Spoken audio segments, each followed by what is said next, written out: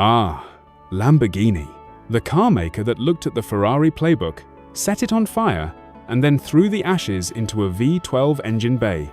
Today, we're pitting two of their most iconic creations against each other: the elegant yet rebellious Lamborghini Miura and the outrageous, poster-worthy Lamborghini Countach.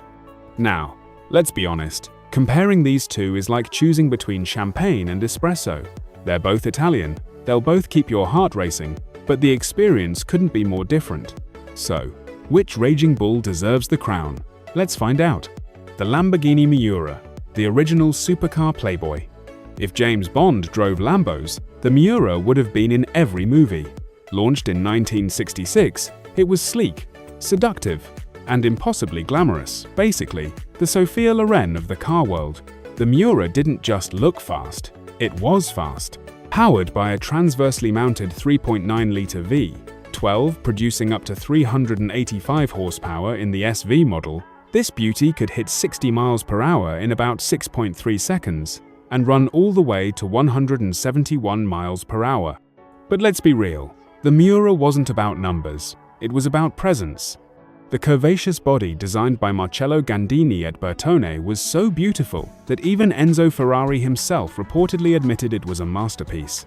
And the sound? Imagine a rock concert, a symphony, and an espresso machine, all going off at the same time, pure, glorious chaos. Driving one wasn't exactly relaxing. The rear was basically one big V12 with a thin metal skin over it. The cabin got hot enough to cook pasta, and visibility was, let's say, optional. But when you were behind the wheel, none of that mattered. You were in the first proper mid-engine supercar. You were history in motion. The Lamborghini Countach, the wedge that broke the internet before the internet. Then came the Countach in 1974, and Lamborghini basically said, "You thought the Miura was crazy? Hold my espresso." This was not just a car, it was a weaponized design statement. Those sharp edges, scissor doors, and spaceship angles made it look like it came from another galaxy, where speed limits don't exist. Underneath the origami bodywork was a longitudinally mounted 4.0 to 5.2-litre V12, depending on the variant, delivering up to 455 horsepower in the later LP 5000QV. Performance? A 0-60 miles per hour time in the low 5-second range, and a top speed brushing 180 miles per hour. But honestly, nobody cared about the numbers.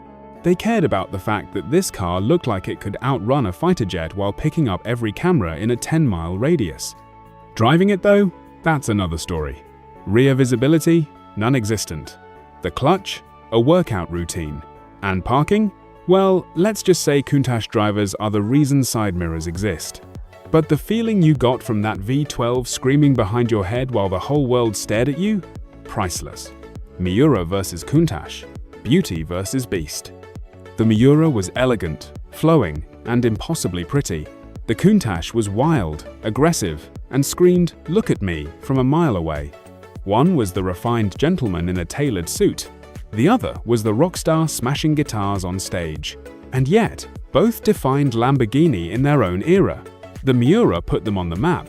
The Countach kept them there. Final verdict. Which bull wins? If you love timeless beauty, classic charm, and the romance of the golden age of supercars, the Miura is your pick.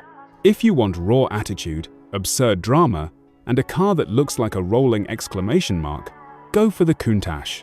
But let's be honest, if you had the money, you'd get both. One for the Riviera, one for Miami Vice.